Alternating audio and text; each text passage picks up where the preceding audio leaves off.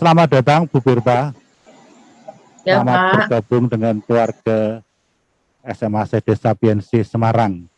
Ibu Bapak, tadi di sesi pertama kita sudah berbicara banyak hal mengenai mekanisme kerja yang akan kita jalani bersama selama 1 tahun ke depan.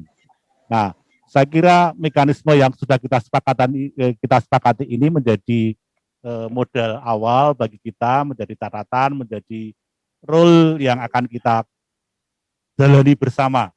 Nah, pada sesi berikutnya kita akan memulai lagi ini. Ketika kita berbicara soal persekolahan, maka aktivitas utama yang terjadi di kegiatan persekolahan itu adalah soal belajar mengajar. Saya kira ini menjadi warna dominan kegiatan persekolahan. Maka pada bagian ini kita akan mencoba mereview perjalanan pembelajaran kita yang berada pada situasi pandemi selama 1 tahun kemarin. Kita lihat bahwa apa saja yang sudah terjadi.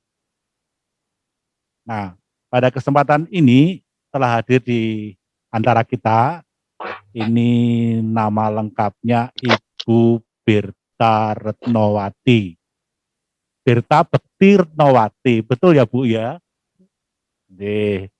Birta Bekti Retnowati.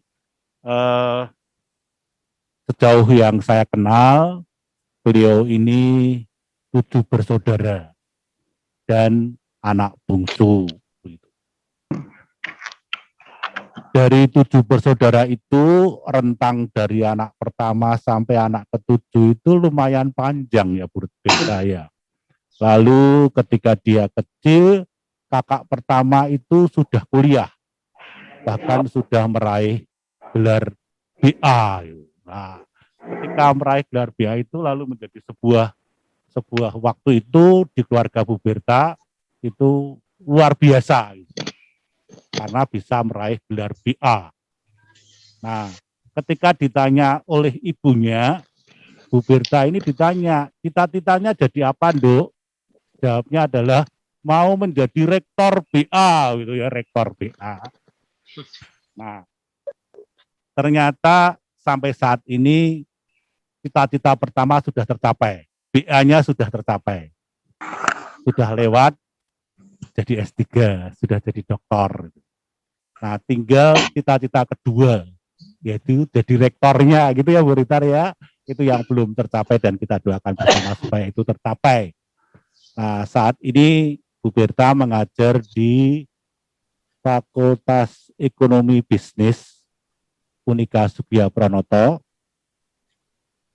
Lalu ada tugas tambahan di Kepala Pengabdian Masyarakat Unika Sugiya Pranoto. Ada tambahan lagi, dia itu ibunya Amadeo, kelas 11 IPS. Belum tahu sekarang kelas 11 IPS berapa ini. Ini orang tua dari Amadeo, kelas 11 IPS. Nah, pada kesempatan ini Bu Birta saya undang secara khusus untuk membantu kita mencoba menjadi cermin gitu ya. Menjadi cermin untuk kita nanti melihat pembelajaran yang kemarin itu seperti apa. Nah, nanti akan kita bandingkan dengan apa yang akan disampaikan oleh Bu Birta pada kesempatan ini. Tentu dengan background sebagai ibunya Amadeo itu akan memperkaya kita, karena lalu yang dibicarakan itu agak lebih apa ya, lebih ya itu memang yang terjadi, ya, gambaran yang terjadi kira-kira jadi seperti apa. Harapannya adalah bahwa nanti cermin yang diberikan oleh Bu Birta pada sesi ini dilanjutkan nanti sesi kedua, narasumber yang berbeda, itu akan membantu kita untuk kemudian merumuskan sebuah desain pembelajaran yang akan kita jalani pada tahun ajaran yang akan kita mulai besok Senin ini. Begitu Bu Birta harapan dari kami, maka kami sungguh mengharapkan waktu yang longgar, moga-moga tidak terlalu tergesa-gesa untuk kemudian menutup pembicaraan di sini. Ini nanti harapan kami bisa terjadi ya diskusi-diskusi kecil yang akan membantu kami nanti dalam proses penyusunan desain pembelajaran berikutnya. Kira-kira begini Bu Berta, kalau saya tawarkan 1 jam Bu Berta bicara dulu, terus nanti kita buka forum diskusi, begitu bisa Bu Berta? Halo Pak Jarot. Ya, monggo nanti saya bisa berbicara 45 sampai 1 jam udah cukup, udah sangat cukup ya. Nanti monggo bisa diskusi setengah baik. jam begitu. Terima kasih Bu Berta, maka sepenuhnya waktu ini saya serahkan kepada Bu Berta untuk kemudian memberi cermin kepada kami untuk melihat apa yang sudah kami jalani selama ini. Monggo Bu Berta. Baik, terima kasih Pak Jarot sebagai Kepala Sekolah SMU Sedes. Bapak Ibu, selamat pagi, selamat hari apa ini ya? Hari Rabu. Hari Rabu itu semoga semangat kita selalu mengerti. Selamat pagi.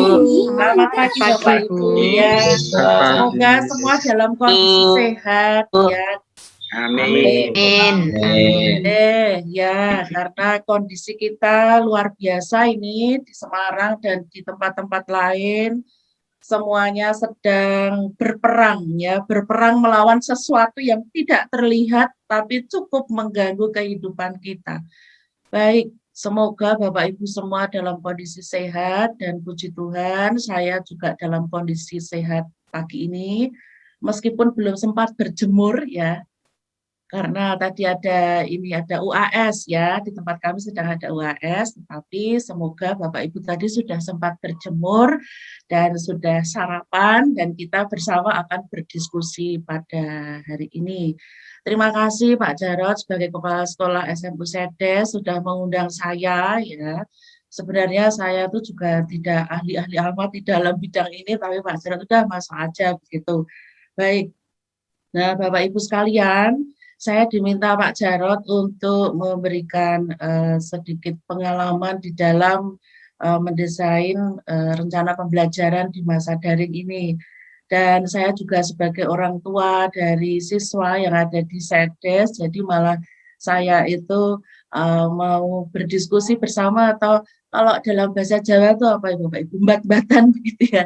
Karena sama profesi kita, sama-sama sebagai pendidik dan juga punya siswa atau punya putra-putri yang kebetulan dalam kondisi sekarang ini mereka mengalami situasi yang tidak pernah kita alami.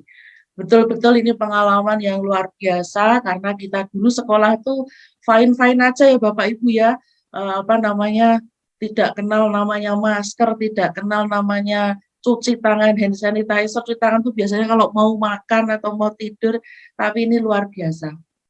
Nah, Bapak Ibu, saat ini intinya kita saling menyemangati ya. Saya sebagai orang tua dari siswa, juga saya sebagai pendidik, Bapak Ibu juga sebagai pendidik, ini intinya kita saling menyemangati, saling belajar. Jadi tentunya materi saya itu nanti adalah sangat terbuka untuk kita bisa berdiskusi bersama. Baik, Bapak Ibu, materi akan saya share screen. Sebentar.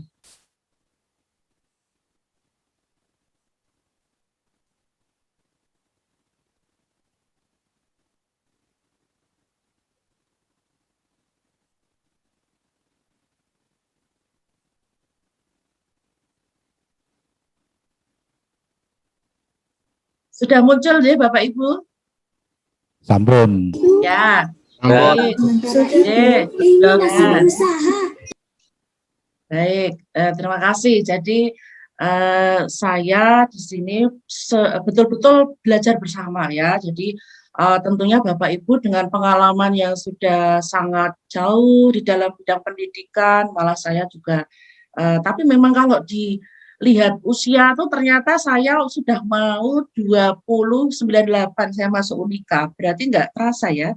Jadi saya tidak berani tanya usia Pak Kepala Sekolah ya, karena saya sendiri sudah 2098, berarti sudah 23 tahun. Nggak terasa ya, 23 tahun. Dibalik Bu, saya 32. Ya, tapi ternyata semangat energi kita sebagai pendidik itu membuat, kalau saya lihat dan juga Pak Jarod dan teman-teman semua mungkin sama ya, ternyata itu menjadi guru atau pendidik itu kok ternyata nggak kerasa kalau udah tua ya, nggak kerasa kalau umurnya tuh beranjak terus, umurnya tuh pakai jarak ukur ya Pak Jarod ya, tapi kitanya kok kayaknya masih ini ya, semangat begitu. Nah, semoga semangat itu bisa selalu kita jaga begitu. Nah, Bapak Ibu semuanya, saya awali dengan ini biar kita juga betul-betul saling menyemangati. Hari ini kita mengalami perubahan dan perubahannya itu luar biasa. Kalau dalam bahasa kita itu adalah perubahan yang disruption gitu ya, merusak semuanya. Tetapi karena kita diberi kesempatan untuk mengelola perubahan itu, ya mari bersama-sama untuk menyikapinya. Robin S. Sharma itu adalah seorang pemikir dalam bidang manajemen dan kepemimpinan. Saya menemukan satu tulisan yang mungkin bisa mencerminkan situasi kita saat ini. Jadi dia menuliskannya begini Bapak Ibu. Change is hardest at the beginning, messiest in the middle, and best at the end. Artinya kalau kita melihat itu adalah perubahan itu selalu sangat menyulitkan, selalu membuat susah. Tidak ada perubahan itu yang terus kita bilangnya adalah wow, happy gitu ya. Tapi bahwa perubahan itu adalah sangat sulit di awal. Ternyata di tengah pun merusak begitu. Merusak segalanya atau berantakan begitu ya di tengah. Tapi kita selalu punya optimisme atau kita selalu punya pengharapan. Jadi Sharma mengatakan best at the end. Nah, jadi kita bersama-sama akan mencari spirit itu bahwa di awal itu sulit, di tengah berantakan, tapi di akhir kita berharap yang manis-manis begitu. Nah, karena kita mungkin masih juga di awal atau mungkin masih di tengah, berarti bahwa masih kalau dalam bahasa Jawa itu masih samar-samar atau masih rak jelas begitu. Tetapi mari bersama-sama kita hadapi semua. Nah, Bapak Ibu, dalam waktu 1 jam ke depan, nanti saya dekat ya Pak Jarod, karena ternyata kalau ngomong tuh terus jadinya meleber-meleber. Bapak Ibu tahu meleber-meleber, ini orang Gunung Kidul kalau ngomong jelek banget. Nah, nanti saya dekat aja Pak Jarod, kalau ternyata waktunya sudah cukup. Jadi, materi saya adalah yang pertama, karena kita berada di sekolah Katolik, berarti bahwa kita baik kalau kita juga melihat dari kitab suci yang menjadi pedoman hidup kita. Jadi guru sebagai gembala dan mengenali betul muridnya. Kemudian saya tambahkan, ini hanya untuk refresh Bapak Ibu, jadi kalau Bapak Ibu sudah mendapatkan semua, ya anggap saja ini adalah kita saling bersilaturahmi atau saling berdiskusi bersama. Yaitu pembelajaran daring dan juga 4 pilar pendidikan UNESCO. Ya.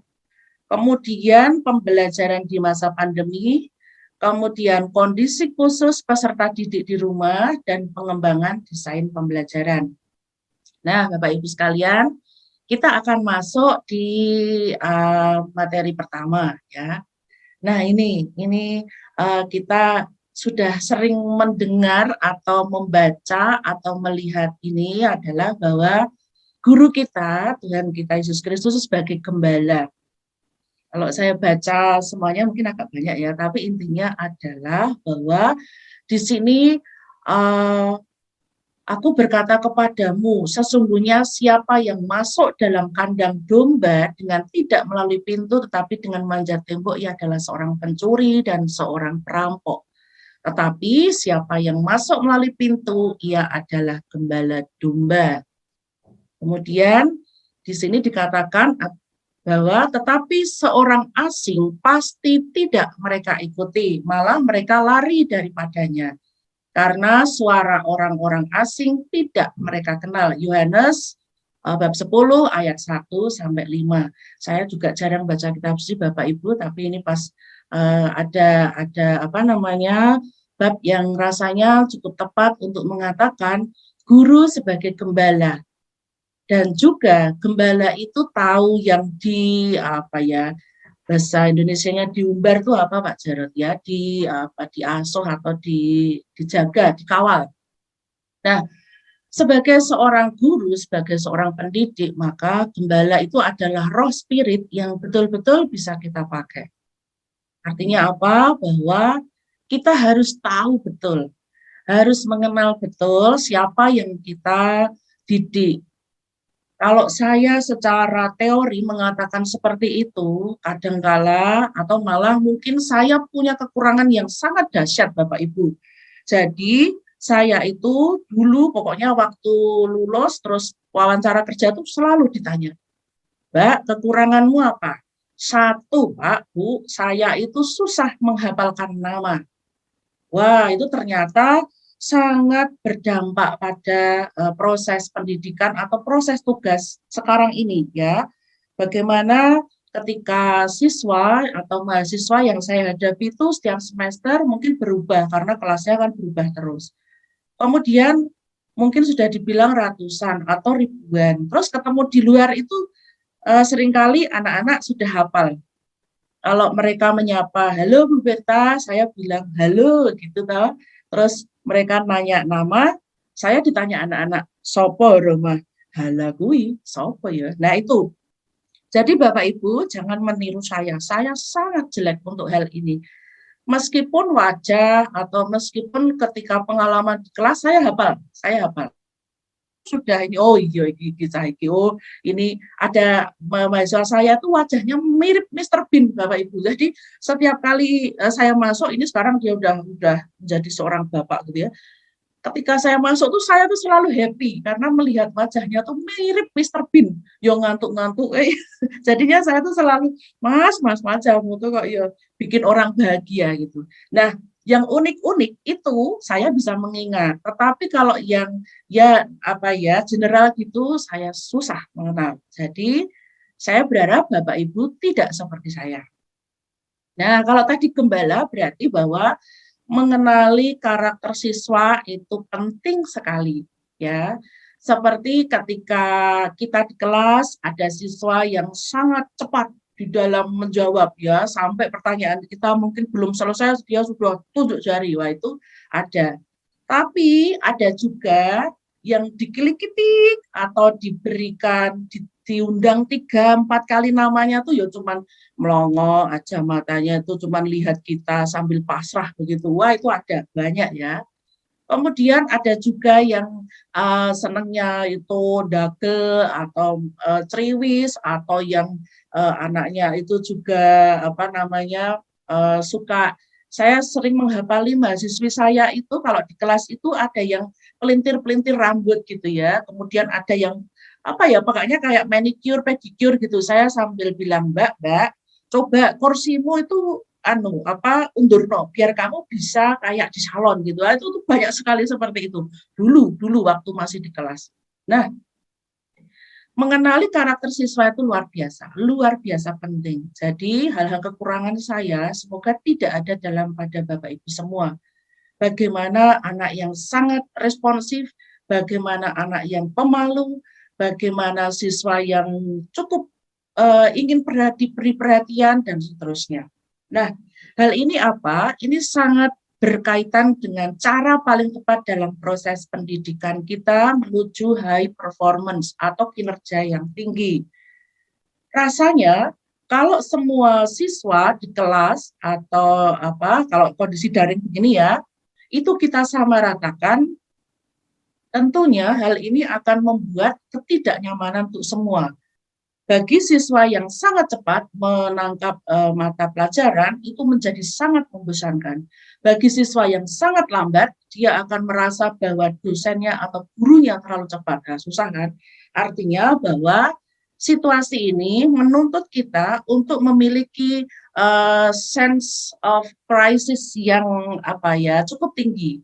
Oh, ini anak harus dikasih tahu sekali. Oh, ini cukup dengan disindir sedikit ya udah tahu dan seterusnya.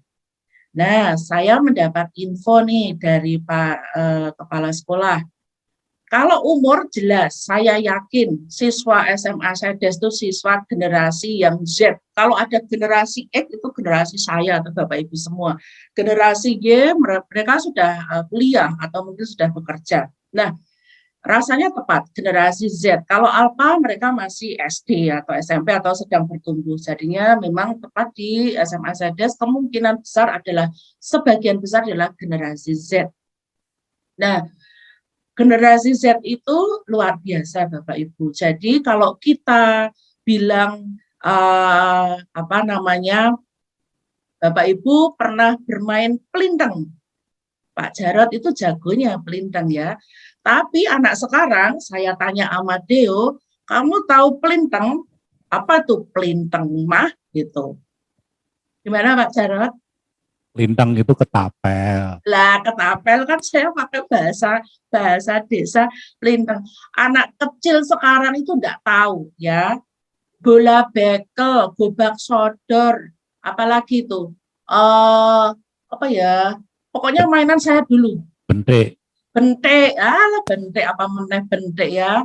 Mereka taunya itu mouse keypad gitu ya. Nah, itu Bapak Ibu kita menghadapi putra-putri kita atau siswa kita itu adalah generasi Z. Generasi Z itu sejak dia lahir atau sejak dalam kandungan itu sudah mengenal yang namanya teknologi ya. Atau mungkin waktu dia sudah di kandungan pun sudah dikenalkan musik-musik Mozart, musik apa yang dia langsung diperut dan seterusnya. Pada saat dia lahir, dia bertumbuh, berkembang, dia dikepung dengan namanya informasi. Dan luar biasanya, anak generasi ini, sisi positifnya adalah cepat sekali untuk mencari informasi. Jadi kalau kita itu kadang saya nasihati apa gitu, wes mama coba lihat di TikTok, kayak gitulah saya dibalik TikTok sing ngendi to le ya gitu-gitu. Itu pokoknya itu kadang komunikasinya udah tidak nyambung. Jadi generasi Z adalah generasi hyper connected ya. Tetapi memang ada kecenderungan menjadi generasi yang lazy generation atau malas ya. Karena apa? Semuanya serba mudah. Jadi Bapak Ibu, saya sering minjem sama Dio kalau nggarap tugas itu, dah selesai. Kok cepet toh kok di Google ada semua kok gitu-gitu ya.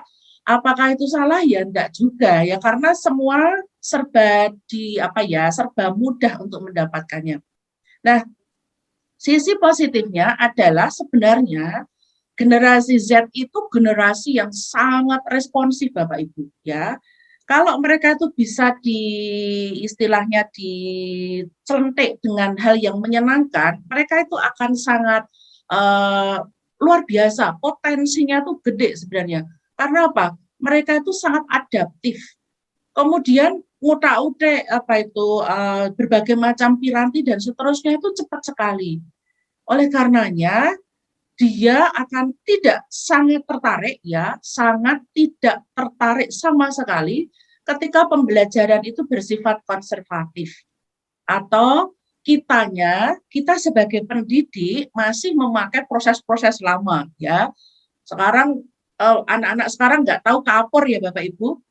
Kan di Sedes tidak ada kapur ya Pak Syarat ya. Kapur gitu loh itu. Loh, padahal dulu kalau kita belajar itu sampai Bapak Ibu guru tuh penuh kapur ya di badannya. Anak sekarang nggak tahu kapur. Saya terakhir ngajar pakai OHP ya, itu berapa tahun yang lalu ya, 10 atau 15 tahun yang lalu. Sekarang saya tunjukkan, dulu mama ngajar pakai OHP, mereka itu, ih gila nih, ih tulisannya mama welek ya, kayak gitu-gitu ya.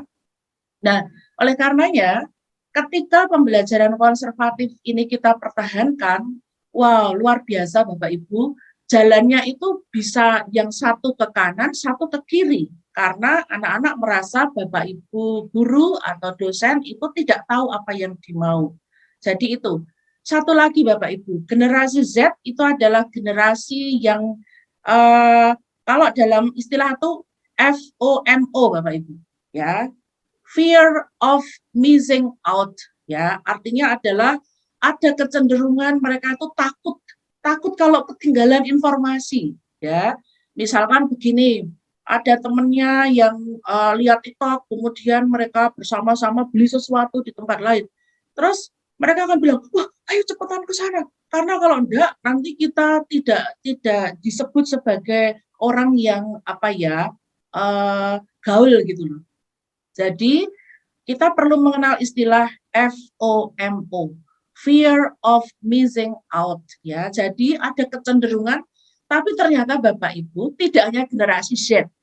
Sekarang kemarin saya baca di Kompas itu adalah kita pun akan ada kecenderungan seperti itu, ketakutan untuk ketinggalan informasi. Nah, sekarang kalau di sini kaitannya dengan pembelajaran, kita harus mengikuti style mereka. Karena apa? Satu sisi mereka tuh potensinya luar biasa, tapi satu sisi pembangkangan atau dalam arti adalah idealisme mereka itu juga gede sekali. Maka kita perlu secara bijaksana untuk bisa menggabungkan dua hal itu. Itu ya. Nah, itu Bapak Ibu, saya punya feeling yang kuat bahwa Bapak Ibu sudah sangat mengenal siswa-siswa di SEDES. Oh ya, satu cerita, karena saya di Unika, Bapak Ibu di SEDES.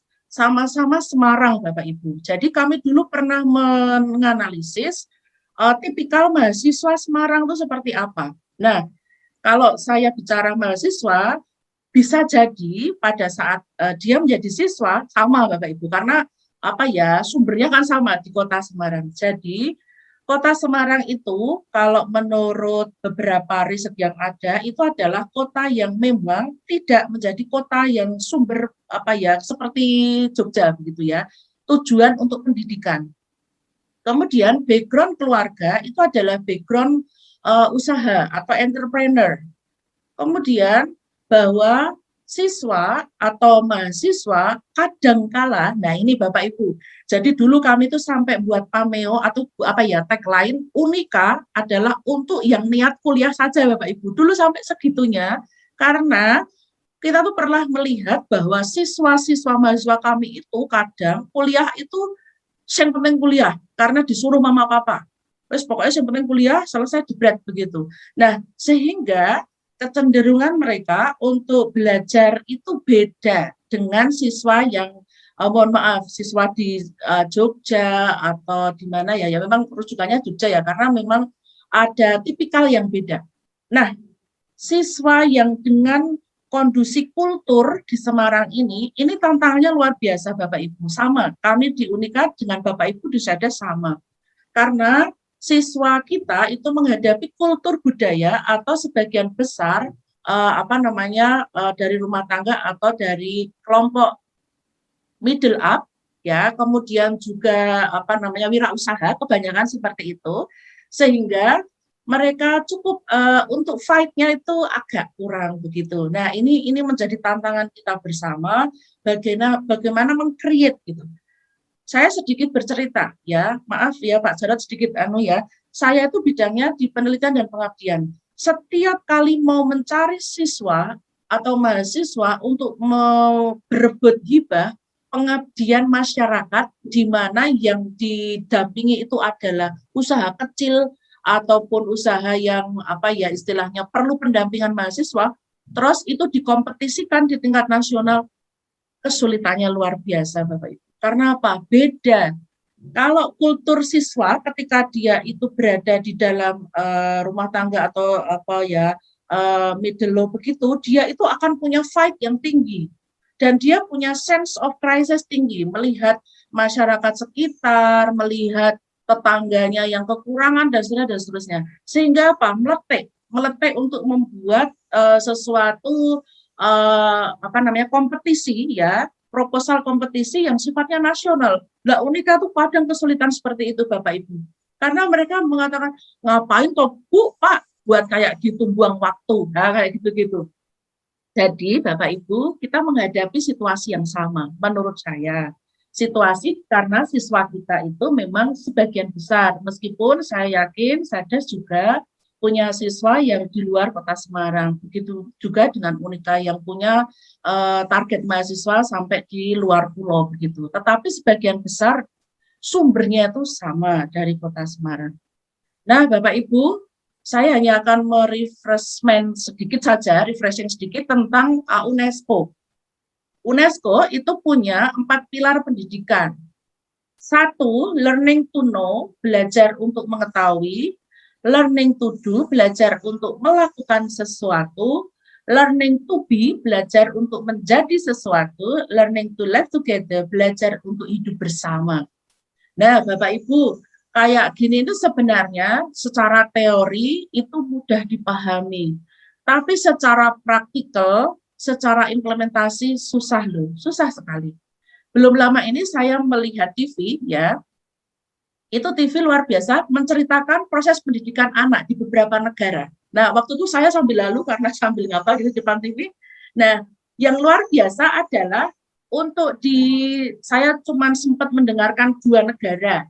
Satu adalah Belgia, yang 2 itu Jepang, yang lain saya tidak sempat melihat. Tetapi itu menjadi satu penanda bahwa kultur, kemudian policy, kemudian situasi tiap negara itu berbeda.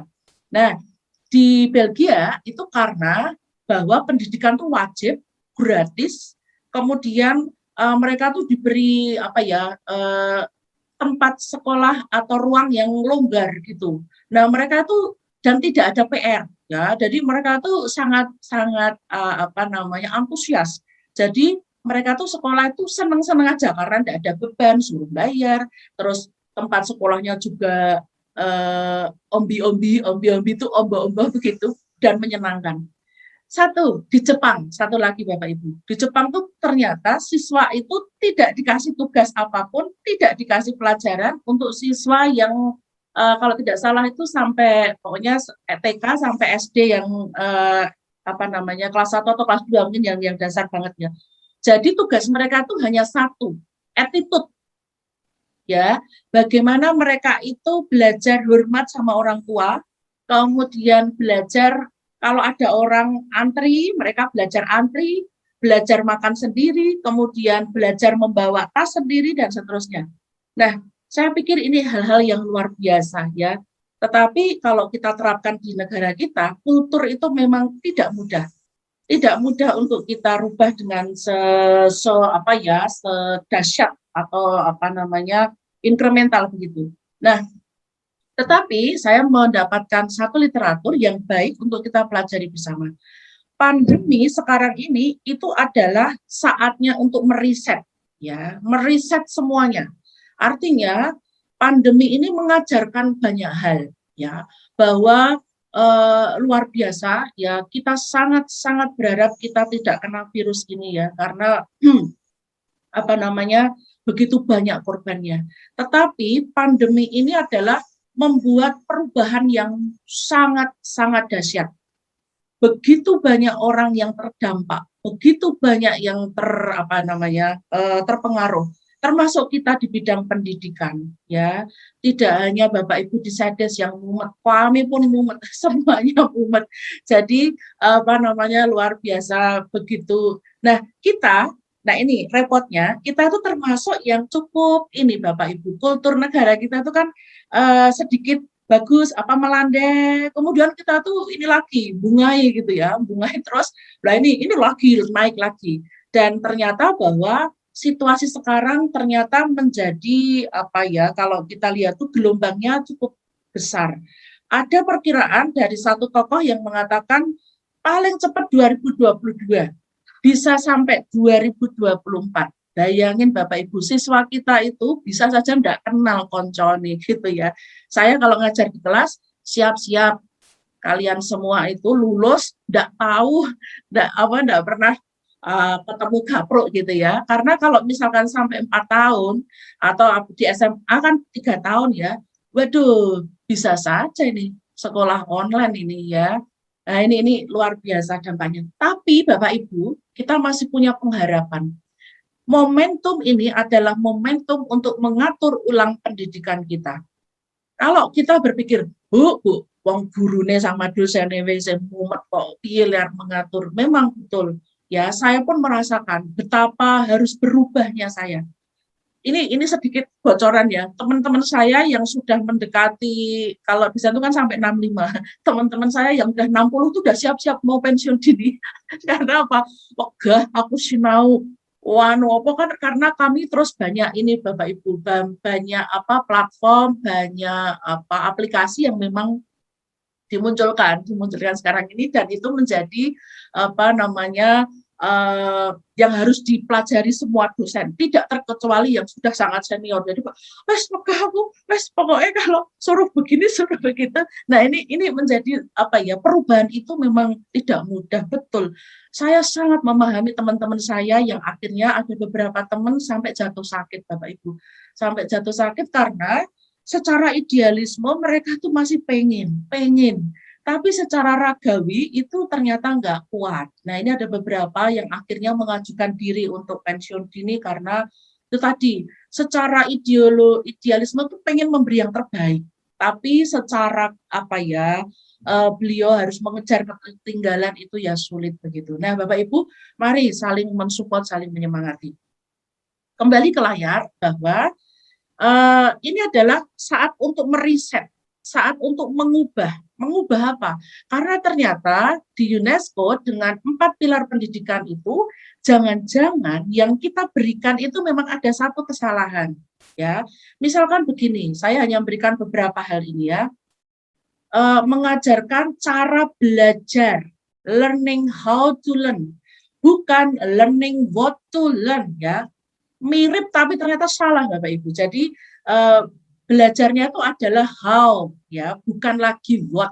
Tapi kita kan kadang definisi ini, rumus ini, ya, gitu kan. Terus anak-anak dijejali, wes pokoknya apal no, nah, gitu. Kadang filosofi atau kenapa kok begini, kenapa begini, nah itu yang kadang tidak cukup waktu untuk kita berikan. Nggak usah jauh-jauh, saya aja. Saya tuh kalau ngajar itu, udah baca aja. Kalau nggak jelas silahkan tanya saya. Loh Bu, ini kok bisa seperti ini? Yosek, potosek. Nah kayak gitu. Udah, nggak usah jauh-jauh. Saya pun juga demikian Bapak Ibu. Jadi, nah kemudian dengan adanya ICT ya, atau Information, Communication, dan Teknologi ya, repotnya Bapak Ibu, gurunya siswa kita atau mahasiswa kita tuh tidak lagi kita sendirian ya. Kadang mereka tuh bilang, Bu, di YouTube sudah ada. Atau misalkan saya beri tugas apa begitu kan, terus mereka bilangnya, Bu, saya menemukan URL-nya, saya kumpulin URL, aduh, jadi gitu. Saya dan Bapak Ibu semua tuh berkejar-kejaran dengan sumber-sumber informasi di luar sana. Jadi saya tuh sering gemes, asem sudah pada tahu contohnya. Nah nanti Bapak Ibu saya akan tunjukkan beberapa hal, misalkan kita memberi tugas, dan jawabannya itu sudah ada di internet, dan mereka itu siswa termasuk apa namanya anak Amadil itu misalkan lagi soal jawabannya mah gitulah. Nah ini yang mungkin ya kita ketika membuat soal pun harus searching di Google dulu, no jawabannya. Nggak usah jauh-jauh Bapak Ibu, waktu saya S3 ujian saya itu persis ada di Google. Saya bilang gini, saya bilang sama teman-teman, rasa sinau kan loh gelada gitu. Terus akhirnya kami semua mengumpulkan, dosanya bingung, wah kok bisa semua? Ya bisa dalam hati kita, oh ada semua kok, gitu-gitu Bapak Ibu. Artinya bahwa dengan ICT yang luar biasa ini ya, tidak seperti dulu. Kalau dulu guru ngendiko atau guru bicara itu kita mendengarkan, karena kalau tidak mendengarkan kita akan takut tertinggal. Kalau sekarang guru atau dosen ngomong, saya selalu ujuk di kelas. Ayo, pasti kalian bilang, terus Bu, terus. Nanti Bu sampai capek sendirilah, yo mandek gitu kan. Saya sering bilang gitu ke anak-anak ya. Karena apa? Mereka tuh kayaknya, apalagi kalau virtual ya, nanti kita akan banyak diskusi bagaimana virtual ini gemesin, jengkelin, ya, bikin geli ya, bikin ini. Nah, jadi Bapak Ibu, sekarang kita itu bukan satu-satunya sumber belajar siswa. Itu harus kita terima, harus kita beri apa ya, dengan lapang dada. Banyak platform yang menjelaskan lebih jelas Bapak Ibu ya. Misalkan saya menjelaskan tentang saya orang marketing Bapak Ibu. Misalkan saya menjelaskan tentang branding gitu ya. Terus mereka langsung bilang, Bu, di seminar itu tuh ada loh Bu, narasumbernya keren. Saya selalu asyem gitu ya. Artinya Bapak Ibu, bisa saja peran sekolah, ya peran sekolah itu tidak lagi menjadi lokomotif utama, tapi siswa akan secara kreatif mencari berbagai macam sumber. Dan di ICT yang sekarang ini, apalagi tadi yang saya bilang ada FOMO, fear out missing, fear out missing out, ya artinya bahwa itu ada ketakutan untuk ketinggalan berita atau ketinggalan zaman. Nah, jadi Bapak Ibu, sekarang kita terima, saya dan Bapak Ibu guru bukan satu-satunya pemberi ilmu, pemberi informasi, tapi mereka itu dengan segala macam kreativitasnya akan mencari berbagai hal, mencari berbagai sumber. Nah, saya menambahkan di sini Bapak Ibu, tahun 2014 Bank Dunia meluncurkan sebuah kajian yang berjudul Developing Social Emotional Skills for the Labor Market. Ya, apa toh keahlian-keahlian yang bersifat sosial emosional yang dibutuhkan di pasar dunia kerja, yang ditulis oleh Nancy Guerra, Catherine Modeki, dan Wendy Cunningham. Nah, Bapak Ibu, ada 8 keterampilan yang paling dicari perusahaan-perusahaan dalam merekrut pegawai. Nah, saya dan Bapak Ibu semua punya tugas yang sama, dari mulai level SD, SMP, SMA, sampai perguruan tinggi, bahwa ternyata ini 8 keterampilan soft skill yang tidak mudah untuk dibentuk dalam waktu yang singkat. Jadi ada 8 Bapak Ibu. Mungkin kalau sekarang kita browsing lagi, ada lagi yang lebih update, tetapi kebetulan saya mendapatkan ini. 1, pemecahan masalah. Pemecahan masalah. Jadi siswa sekarang itu atau mahasiswa itu harus dibekali dengan kemampuan pemecahan masalah. Ya, mereka itu nggak usah jauh-jauh. Kadang anak saya tuh udah pengen, Jok, jawabannya apa tuh, Pak? Jok, apa nggak gitu-gitu ya. Jadi harus dibekali dengan kemampuan pemecahan masalah, pemikiran kognitif, afeksi, dan seterusnya itu harus dibekali secara komplit di sana. Ketangguhan, nah ini Bapak Ibu yang saya sendiri juga merasakan berbedanya generasi dulu dan generasi sekarang. Sidik-sidik ngeluh, sidik-sidik aduh capek, atau dan seterusnya. Nah ini ketangguhan. Motivasi berprestasi. Nah, dugaan saya, siswa sekarang itu ketika mengalami di mana hidup dengan orang tua yang sudah cukup tersedia, apa-apa ada, dan seterusnya, sehingga niche of achievement-nya itu menjadi berkurang, ya. Jadi ini menjadi gangguan atau godaan kita bagaimana nih ya, bukan godaan, tantangan ya. Motivasi berprestasi, pengendalian diri yang optimal, marah dulu atau mungkin putus asa dulu dan seterusnya. Teamwork, nah ini Bapak Ibu, teamwork ini juga luar biasa. Jadi kenapa kami kalau di presentasi itu mereka harus ngomong, mereka harus berbagi materi, kemudian tidak mau kalau hanya satu tok yang ngomong, karena kami ingin melihat teamwork-nya. Dan ternyata banyak siswa kita atau mahasiswa kita, kalau saya lihat tuh individualismenya cukup tinggi. Nah ini yang perlu kita kita gali lebih lanjut. Prakarsa, ya, inisiatif. Prakarsa, kadang mereka itu takut kalau dimarahi atau mungkin istilahnya minder atau nanti kalau diketawain temannya dan seterusnya. Kepercayaan diri. Nah, yang terakhir etika Bapak Ibu. Nah, ini yang juga cukup tantangan kita. Nah, kami di Unika ya dulu pernah menganalisis mahasiswa kami ketika diterima di pekerjaan itu, kami tanya kepada para pengguna, para perusahaan yang menggunakan mahasiswa kami. Mereka kami tanya, kenapa menerima mahasiswa Unika? Apa sih keunggulannya? Ada beberapa hal Bapak Ibu, ya saya masih ingat beberapa. 1, mahasiswa yang di tempat kami ternyata di mata para user atau para perusahaan itu adalah 1, jujur, asik ya, jujur ya. Kemudian yang kedua itu adalah bekerja keras, asik ya, lumayan. Saya ingat itu, yang ada beberapa. Nah, yang saya ingat, yang mereka itu tidak begitu cocok dengan mahasiswa kami ketika sudah masuk dalam dunia kerja adalah mahasiswa kami kurang inisiatif. Nah, itu masukan. Jadi ketika kami mendengar itu, waduh, ternyata kekurangannya banyak. Ya, jujur oke, tetapi kurang inisiatif. Jadi dalam bahasa Jawa tuh menggelandem gitu loh. Apa jujur tapi tidak punya apa ya energi yang cukup untuk memberikan inisiatif. Nah, itu menjadi catatan kami.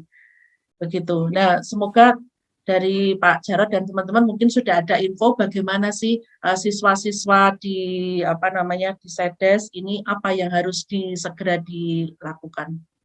Nah, kalau melihat dari dampak itu adalah ini tahun 2020 ya Bapak Ibu, ini data terbaru sudah lebih dari 193 negara ya. Karena kemarin ada Korea Utara udah ngaku ada COVID ya, jadi karena ada beberapa negara yang cukup tertutup tetapi akhirnya mengaku. Jadi ini ada berbagai macam dampak yang luar biasa.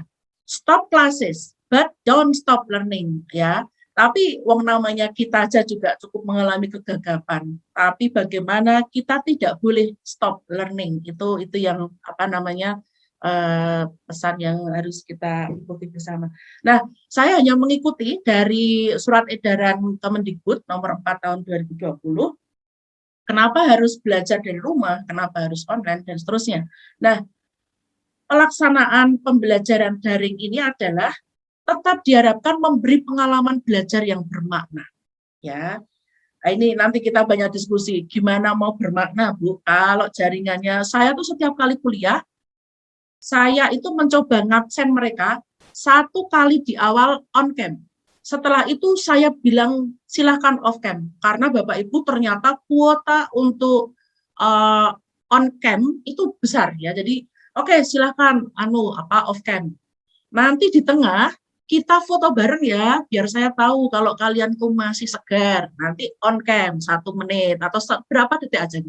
Terus di akhir itu aja Bapak Ibu, dari 40-50 siswa yang ada di layar itu, ada banyak yang langsung WA. Bu, jaringannya nggak cukup kalau untuk on camera. Gimana? Kadang memberi pengalaman belajar yang bermakna itu ya gimananya itu lah ya kita harus cari bersama. Kemudian, difokuskan pada pendidikan kecakapan hidup. Nah, ini tadi yang 4 pilar dari UNESCO tadi ya, bagaimana bahwa pendidikan itu tidak melulu dari apa literatur yang ada, tapi ini repotnya bersama Bapak Ibu kita diskusikan bagaimana siswa itu mencari pendidikan kecakapan itu kan ya nggak gampang ya. Dia harus bertanya pada orang lain, dia harus bertanya pada kita sebagai orang tua. Nah, kita sendiri nggak cukup waktu untuk memberikan yang bisa diminta dan seterusnya. Tapi ini maksud baik dari pemerintah. Kemudian aktivitas dan tugas pembelajaran dapat bervariasi antar siswa sesuai minat dan kondisi masing-masing, termasuk mempertimbangkan kesenjangan akses atau fasilitas belajar di rumah. Nah ini, waduh, nek variasi repot Bu. Saya itu, Bu, nanti harus variasi siswa. Karena ada teman saya itu luar biasa Bapak Ibu. Jangan meniru saya.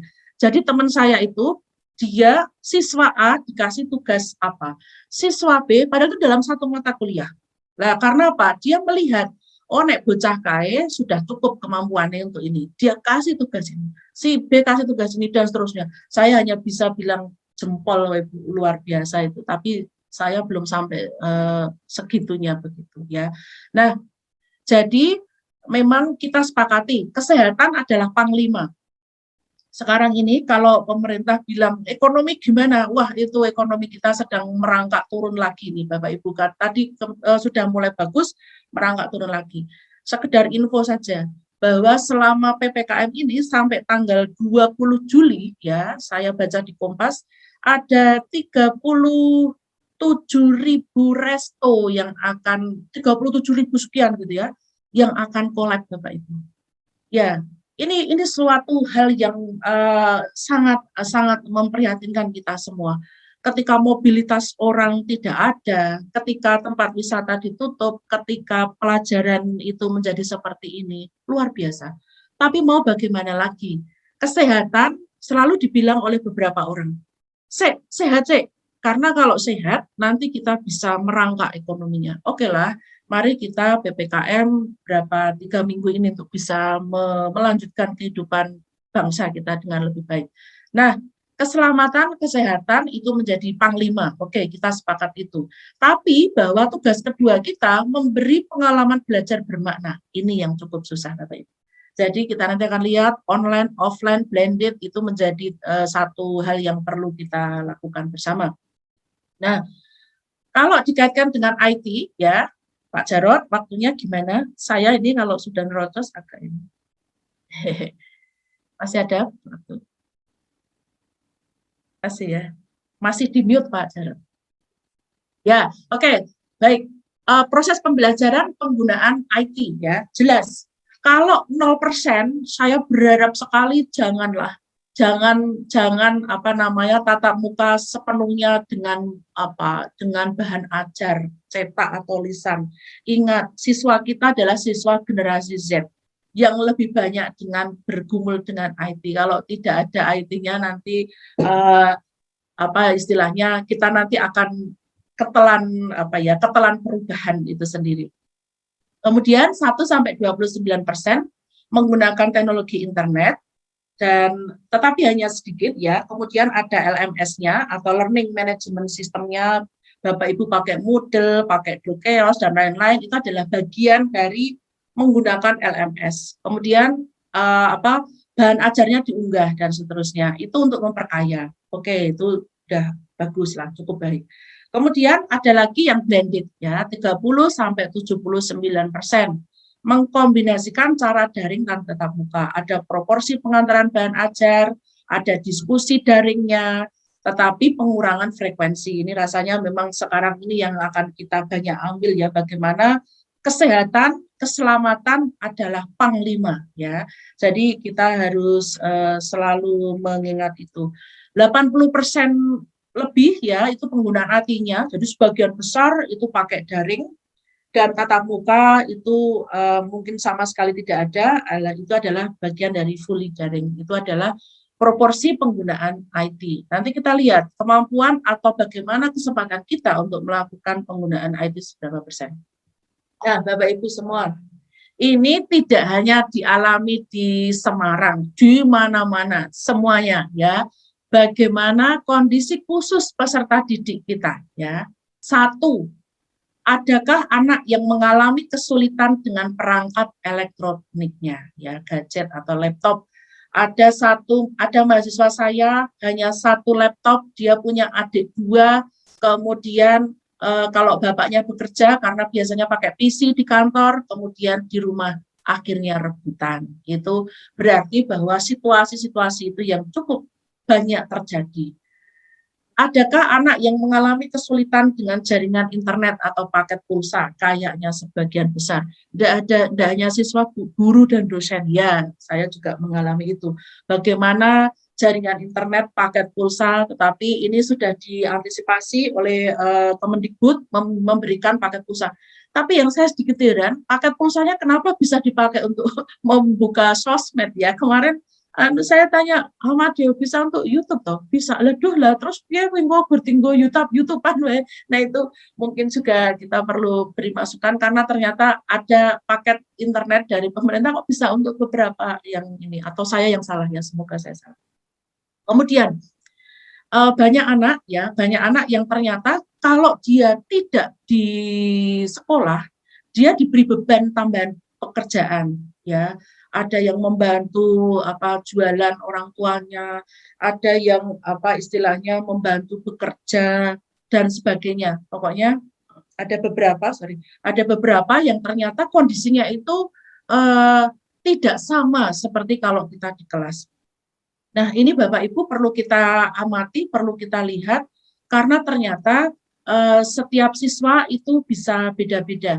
Jadi mahasiswa saya yang kemarin saya ngajar di MM juga, Bapak Ibu, kemarin ada mahasiswa MM, Bu, saya mau lari ke rumah sakit dulu ya Bu, karena orang tua terpapar COVID, adik terpapar COVID, saya bisanya bawa handphone, tapi padahal dia harus presentasi saat itu. Terus gimana Ibu? Sudah, nggak usah pikirkan dulu presentasi. Yaitu artinya kadangkala kita itu harus ya sudah nanti tugasmu saya ganti yang lain. Nah itu karena situasi yang mungkin harus kita sikapi dengan bijak. Nah ini Bapak Ibu pengembangan desain pembelajaran ada 4 yang bisa kita pelajari bersama. Metode pembelajaran discovery, metode pembelajaran problem based learning, model inquiry, dan model pembelajaran project based learning. Nah, model pembelajaran discovery adalah metode mengajar di mana kegiatannya itu adalah menemukan konsep dan prinsip-prinsip melalui proses mentalnya sendiri. Agak sulit ini ya, karena siswa itu diminta untuk istilahnya mencari kenapa atau bagaimana. Nah, ini luar biasa sebenarnya. Justru dengan seperti ini sebenarnya siswa akan kuat termemori ya. Jadi akan terkuat untuk bisa diingat-ingat dalam jangka panjang. Saya termasuk siswa waktu sekolah SD sampai SMA itu pokoknya jago menghafalkan. Jadi kalau ada ujian sejarah pasti ada teman saya yang yang tadinya tuh enggak mau bersama aku jajar yo, soalnya sejarah gitu. Karena saya tuh memang cukup mudah menghafal. Tapi Bapak Ibu, menghafal itu hari ini ujian, setelah ujian saya lupa.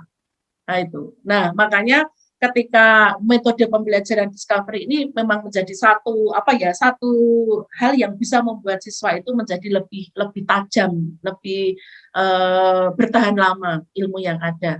Metode pembelajaran problem based learning. Nah, ini tadi salah satu hal yang tadi soft skill tadi adalah mencari pemecahan masalah, bisa dimulai dari seperti ini.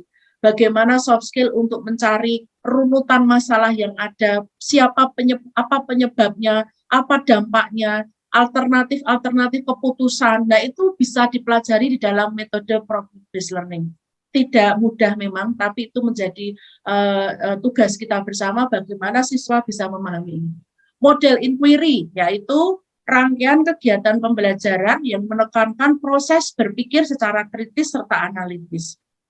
Sehingga siswa itu bisa mencari jawabannya, kemudian secara mandiri melakukan penyelidikan. Wah, itu luar biasa.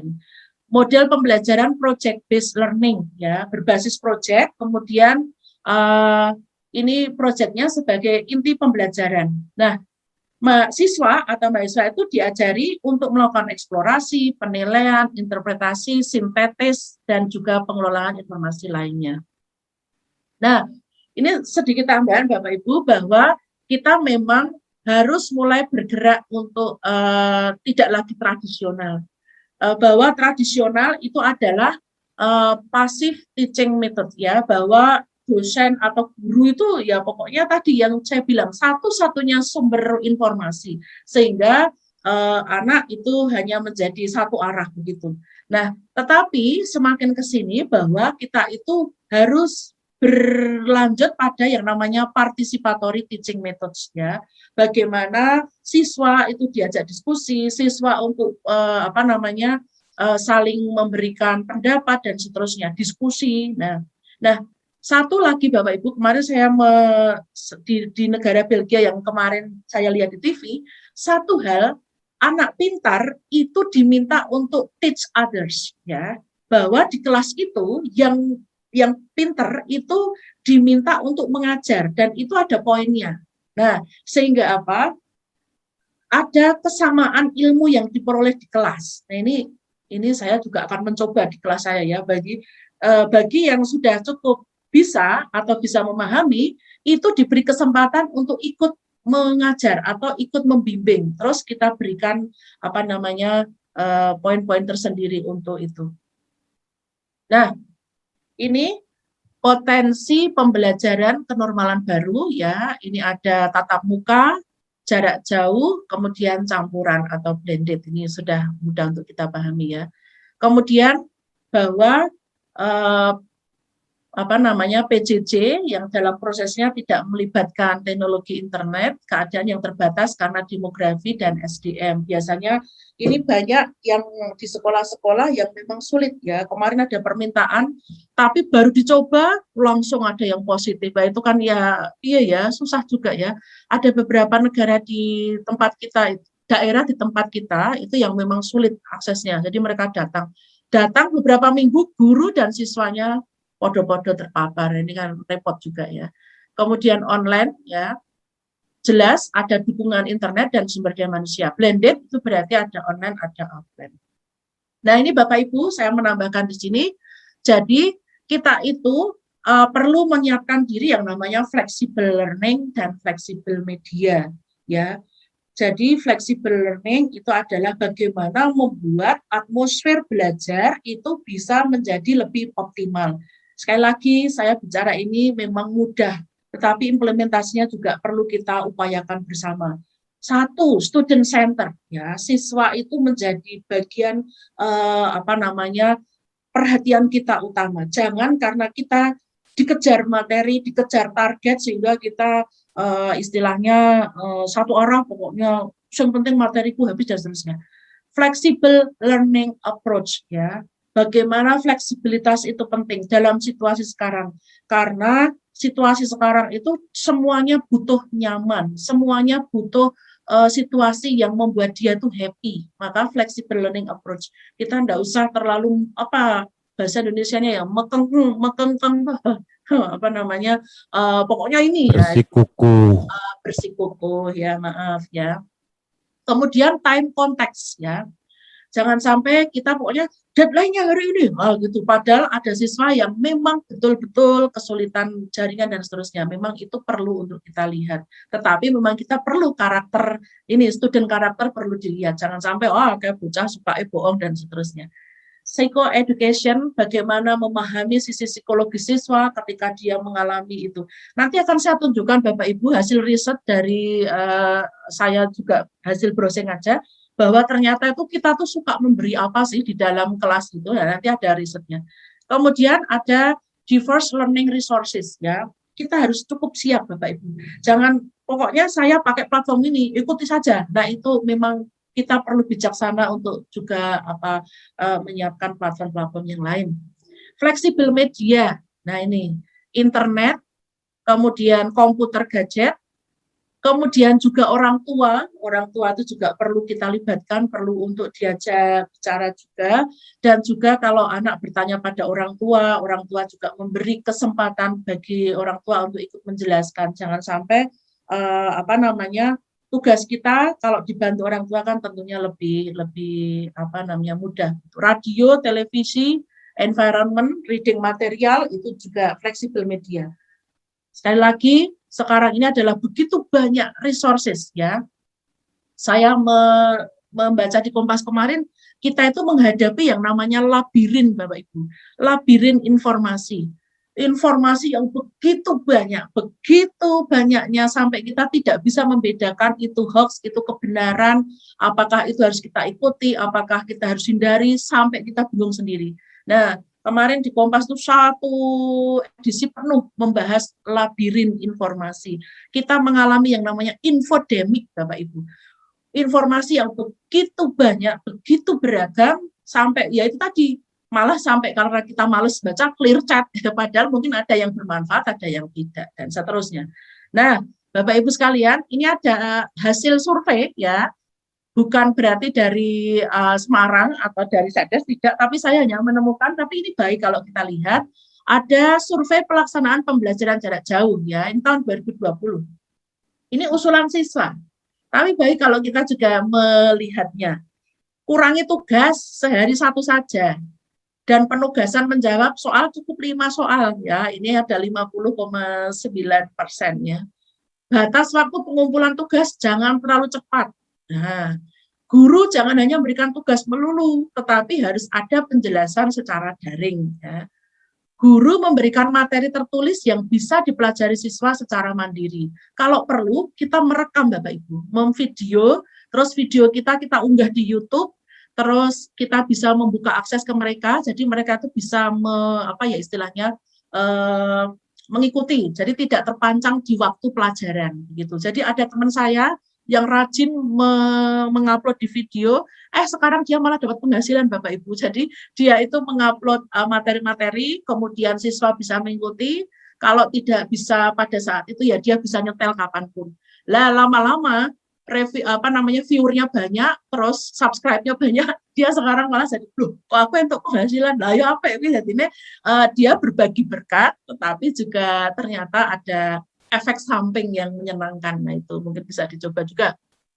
Kemudian ini penting juga menurut saya ya, guru memberi informasi tentang wabah COVID-19 dan bisa didiskusikan melalui aplikasi apapun lah, mungkin karena di sini kebanyakan adalah WA, dalam bentuk berbagai macam materi pelajaran apapun, mungkin COVID ini bisa dipandang dari berbagai macam aspek. Guru dapat memberikan tugas terkait isu wabah COVID setelah ada informasi dan diskusi dua arah ya. Para guru seharusnya berkoordinasi penugasan siswa. Kalau bisa, ada jadwal yang disusun bersama para guru, sehingga penumpukan tugas dan waktu pengerjaan disesuaikan dengan kondisi siswa dan tetap memenuhi hak anak-anak. Ini juga saya kalau di kelas itu diprotes, Bu, bisa nggak Ibu tugasnya minggu depannya lagi? Lah kenapa Mas, Mbak? Karena sama dengan dosen lainnya. Lah terus repot saya kalau harus koordinasi dengan dosen lainnya. Nah ini tapi ini suara hati siswa Bapak Ibu, bahwa ternyata para guru, para dosen itu berlomba ngasih tugas, tetapi karena objeknya itu sama, jadi siswa itu perhatian berapa persen kapasitas otaknya ke guru ini, jadinya itu menjadi sesuatu kegalauan yang ini perlu kita perhatikan bersama. Kemudian ini menggratiskan internet sudah ya, kemarin sudah. Kemudian proyek yang mengerjakan butuh waktu dan energi banyak, sebaiknya proyeknya kolaborasi beberapa mata pelajaran. Nah, ini juga bagus nih ya.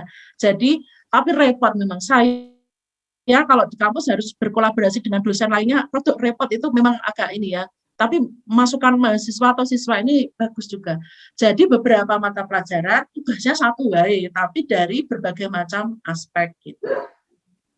Nah, kemudian saya sedikit menyinggung pedagogi ya, bagaimana pendekatan untuk pembelajaran, ada suara Wahid ya, pembelajaran pedagogi yang memungkinkan untuk mengkonstruksi pengetahuan dan keterampilan dari interaksi peserta didik dan peserta pelatihan dalam sebuah lingkungan sosial.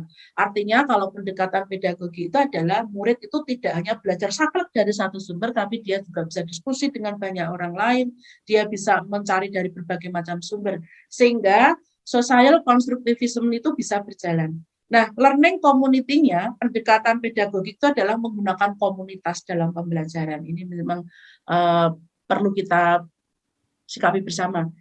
Bisakah dipercepat, Bu Berta?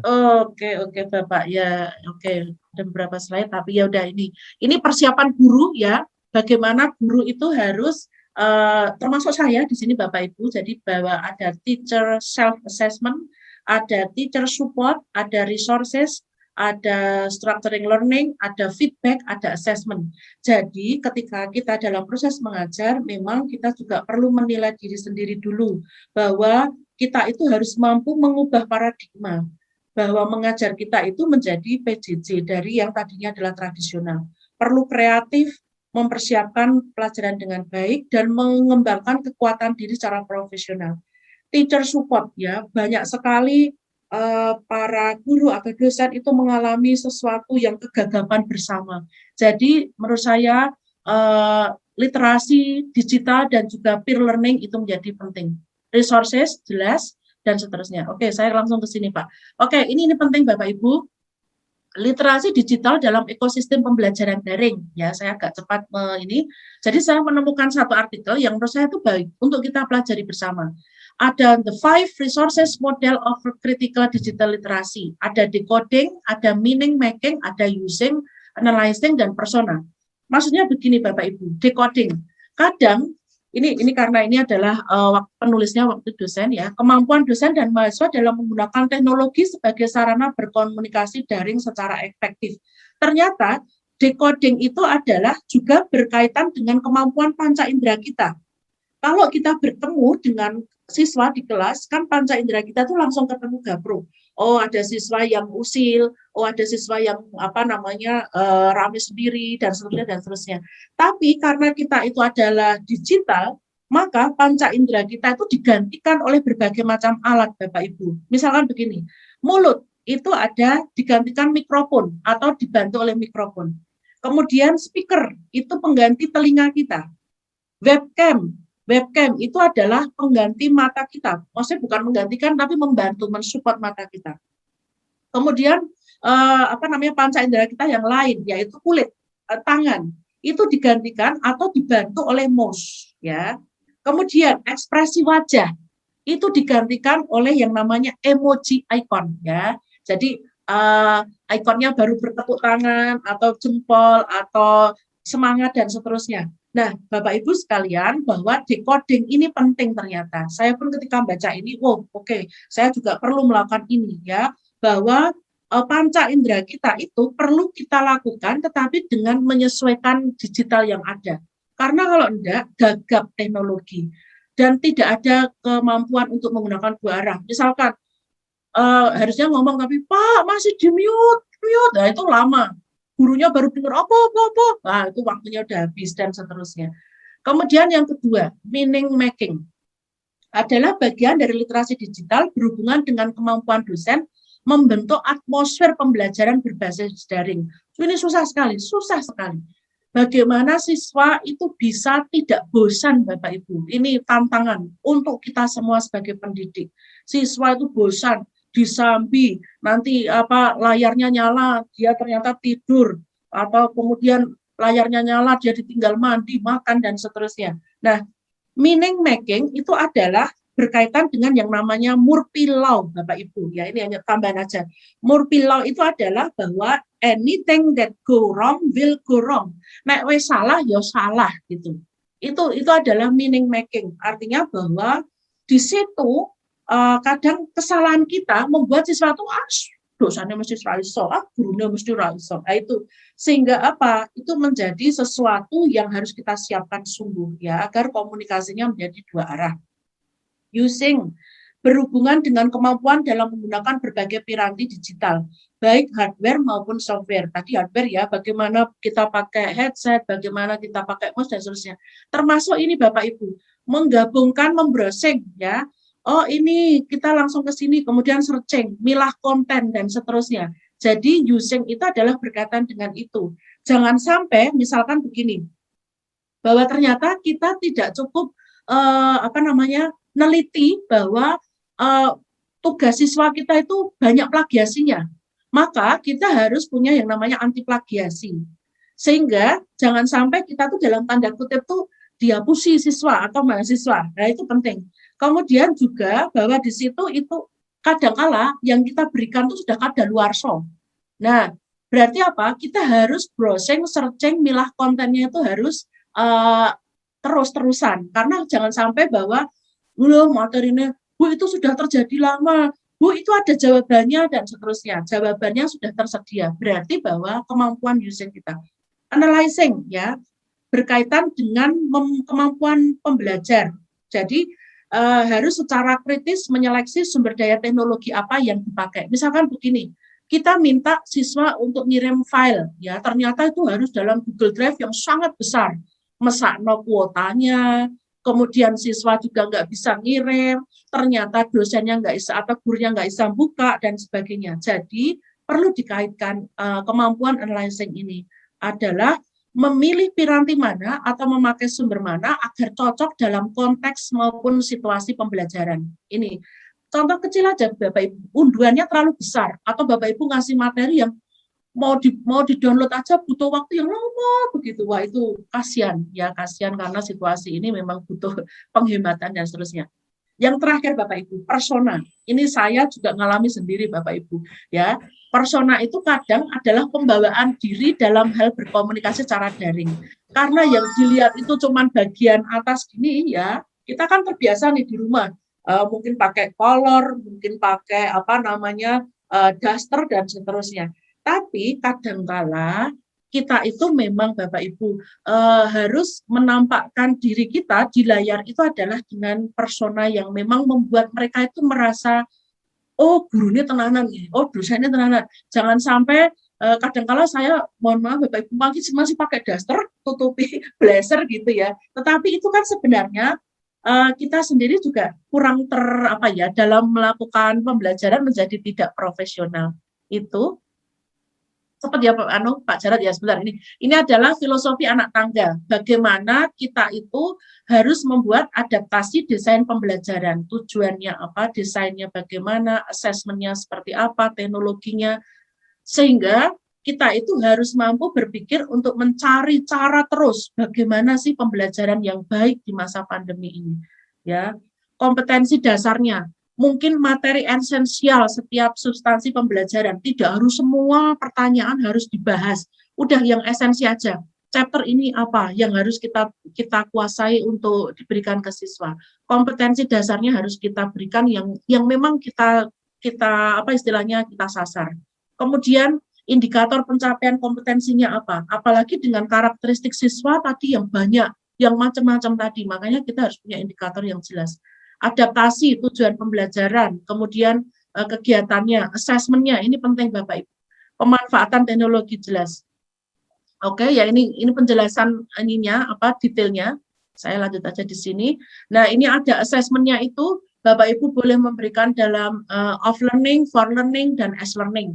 Jadi kalau off learning itu adalah di akhir pembelajaran, tapi juga pada saat proses pembelajaran, kemudian seluruh proses pembelajaran itu kita buat pendekatan asesmennya.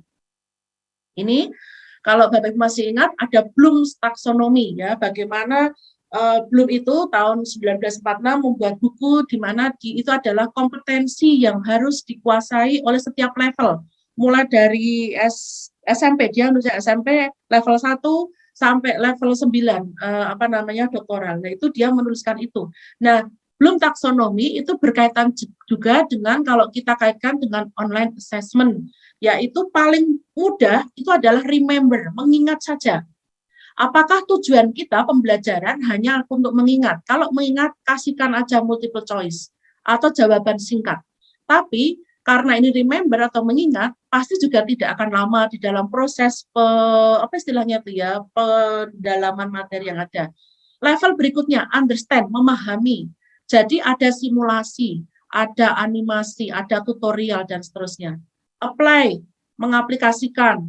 Berarti di situ ada essay, ada game, ada case study. Kemudian yang paling berat itu adalah bahwa di situ ada analysis, evaluate, dan juga create. Ya. Jadi itu ada case study di mana siswa diminta untuk membuat laporan secara komprehensif.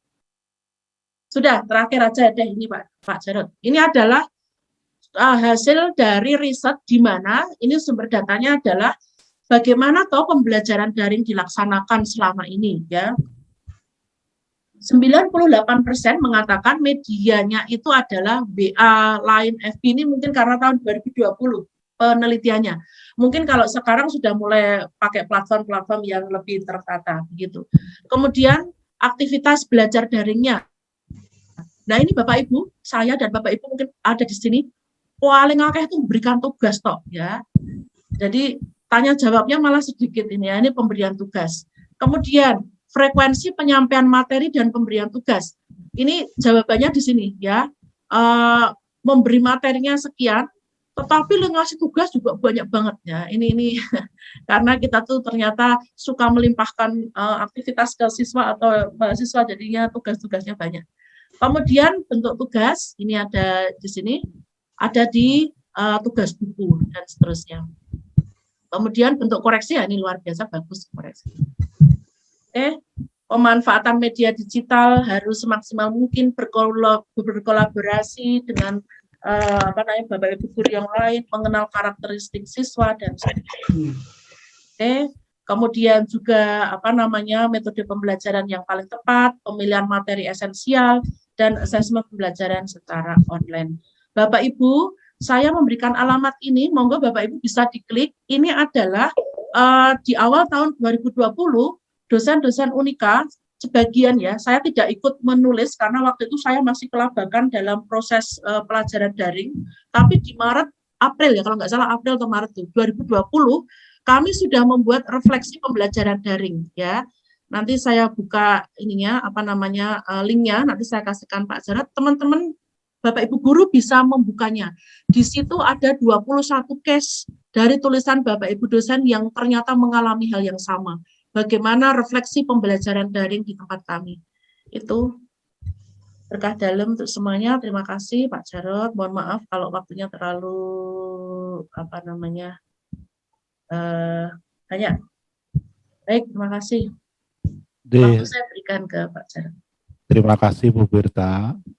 Ini sudah melonjak 15 menit. Kalau dihitung 1 jam. Kalau dihitung 45, berarti melonjaknya sudah 30 menit. Maaf.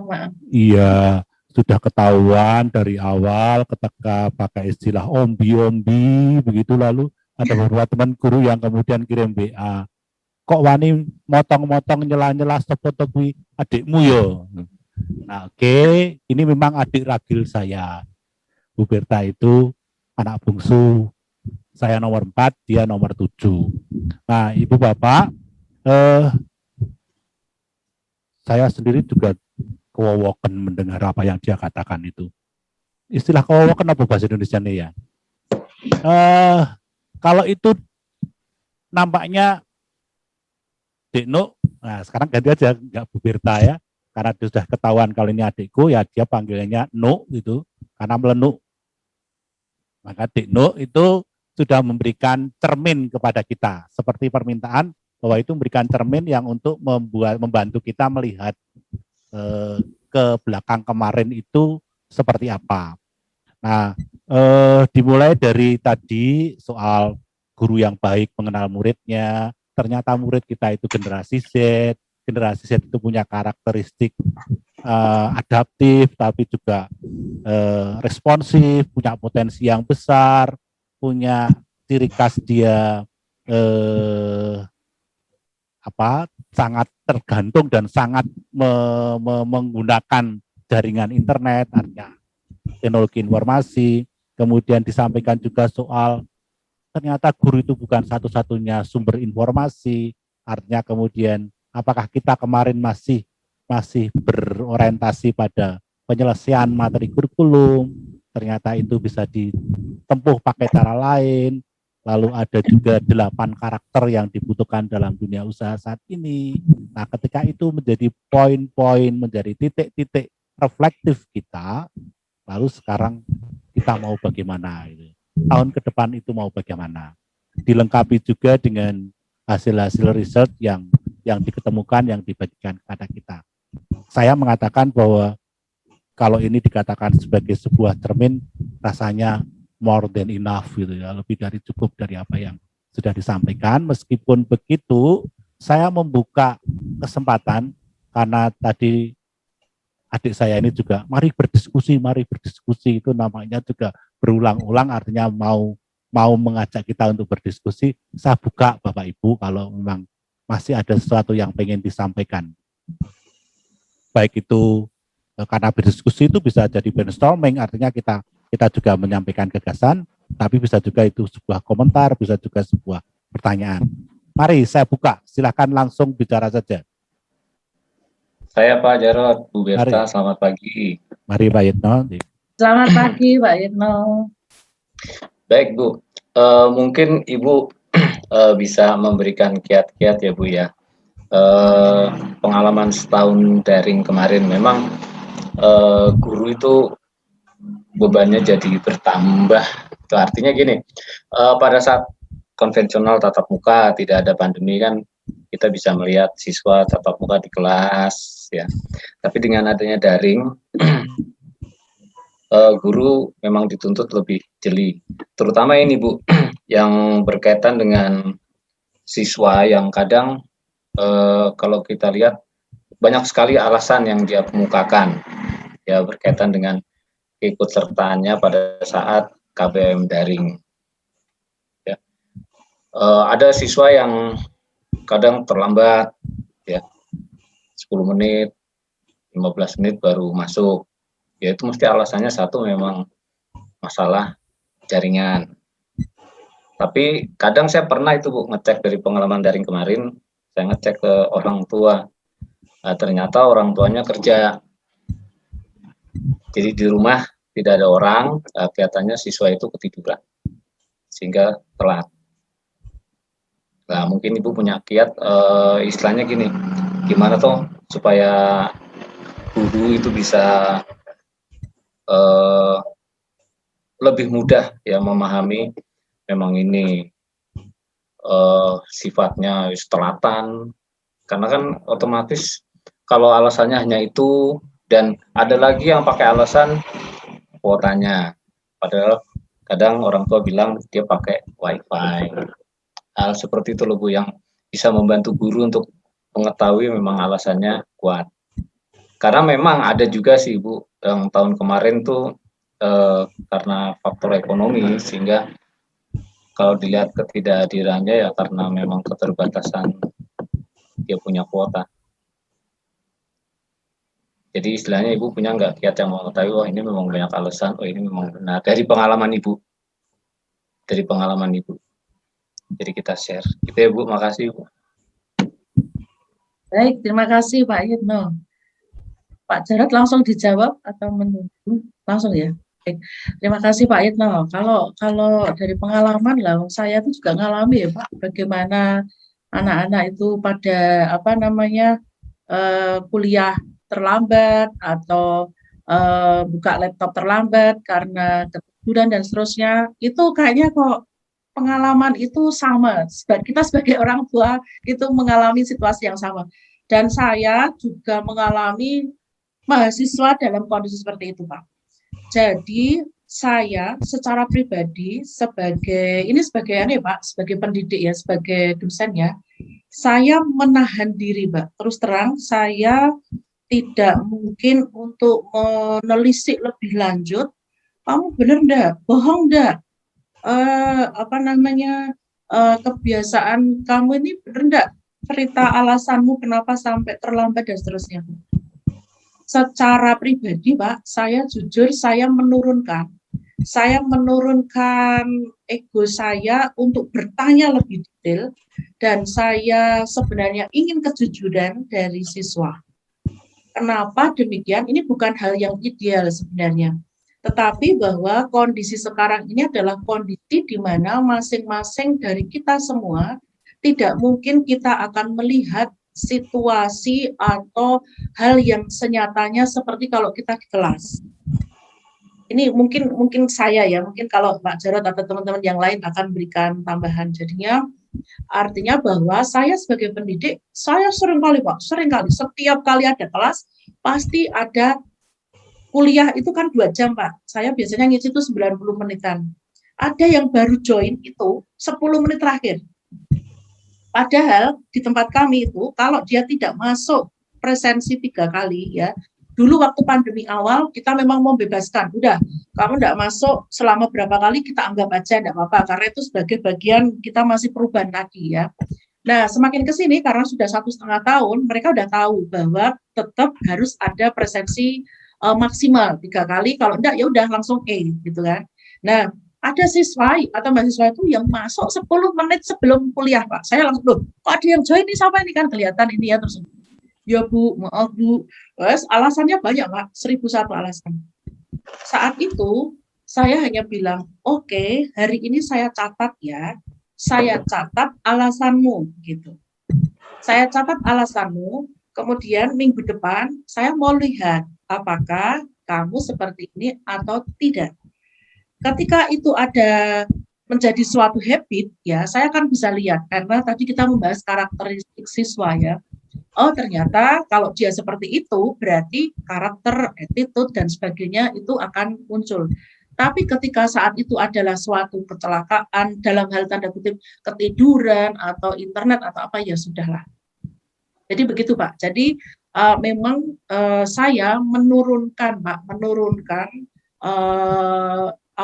istilahnya standar saya bahwa kamu harus jujur sejujur-jujurnya. Saya juga nggak bisa untuk memaksa dia kondisinya seperti apa, tetapi saya akan lihat dalam progresnya. Karena pertemuan 14 itu kita bisa lihat ternyata kemarin betul-betul dia ada kesulitan. Sekarang dia lebih baik kok. Itu. Karena kita tadi kan ada proses penilaian yang sifatnya itu adalah proses Pak. Jadi itu as learning tadi ya. Itu Pak Yitno. Jadi mungkin tidak memuaskan, tetapi bahwa saya secara pribadi menurunkan standar yang ada karena kita dalam situasi di mana semuanya serba harus beradaptasi, begitu. Itu. Terima Ya, kasih. terima kasih Bu Berta. Ini jadi catatan juga untuk saya ya, memang situasi seperti ini ya Bu ya. Terima kasih banyak Bu. Sama-sama Pak Yitno.